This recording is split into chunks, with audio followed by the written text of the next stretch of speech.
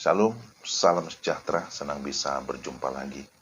Sebelum kita membaca firman Tuhan, mari kita berdoa. Tuhan, kami mau membaca dan merenungkan firman-Mu. Pimpin dan sertai kami, terangi hati kami, sehingga kami dapat memahami serta menikmati firman-Nya. Dalam nama Tuhan Yesus kami sudah berdoa. Amin. Pembacaan firman Tuhan dari Yosua 14 ayat 8. Sedang saudara-saudaraku yang bersama-sama pergi ke sana dengan aku, membuat tawar hati bangsa itu.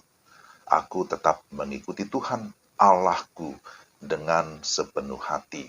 Demikianlah firman Tuhan, Yosua 14 ayat 8. Tema renungan kita, ikuti Tuhan sepenuh hati. Saudara-saudara, kita pasti pernah mendengar bahkan menyanyikan lagu Mengikut Yesus Keputusanku. Mengikut Yesus bukan hanya sekedar ucapan di bibir, mengikut Yesus bukan juga sekedar ikut-ikutan, akan tetapi perlu ada ciri yang menunjukkan bahwa kita benar adalah pengikut Yesus sepenuh hati, bukan setengah hati. Mari kita belajar dari kehidupan seorang hamba Tuhan yang bernama Kaleb. Kaleb adalah rekan sekerja atau rekan seperjuangan Yosua sejak awal perjalanan dari Mesir menuju tanah Kanaan. Ada beberapa ciri yang dapat kita teladani dari kehidupan Kaleb berdasarkan Yosua pasal 14, yaitu yang pertama, ia hidup dalam kejujuran. Kita bisa baca dalam ayat yang ke-7.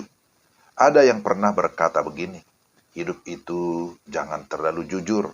Kalau terlalu jujur, kita bisa rugi bahkan tidak dapat apa-apa. Misalnya kalau kita berdagang terlalu jujur, ya tidak dapat untung.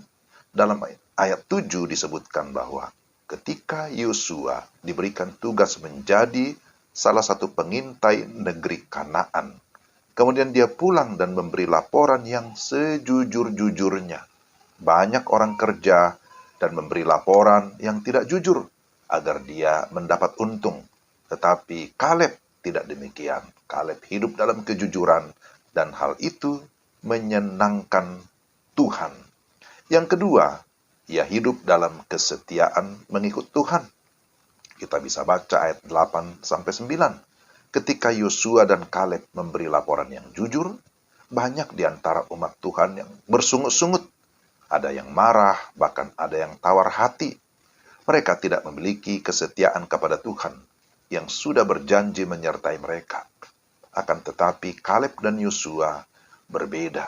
Mereka tetap setia mengikut Tuhan dengan sepenuh hati, sekalipun ada tantangan yang harus dihadapi. Sangat menarik dan luar biasa bahwa dari angkatan Musa, hanya Yosua dan Kaleb yang sampai ke tanah perjanjian, itu tanah Kanaan. Yang ketiga, dia hidup dalam iman yang dinamis. Kita bisa baca ayat 10-12. Kaleb merindukan agar dia sampai ke tanah perjanjian dan menduduki tanah perjanjian dan menikmati tanah perjanjian.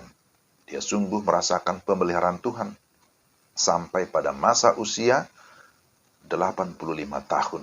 Dia tetap merasakan kekuatan dari Tuhan.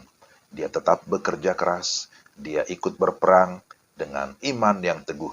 Dia tetap meyakini ada penyertaan Tuhan bahwa mereka akan mengalami kemenangan demi kemenangan.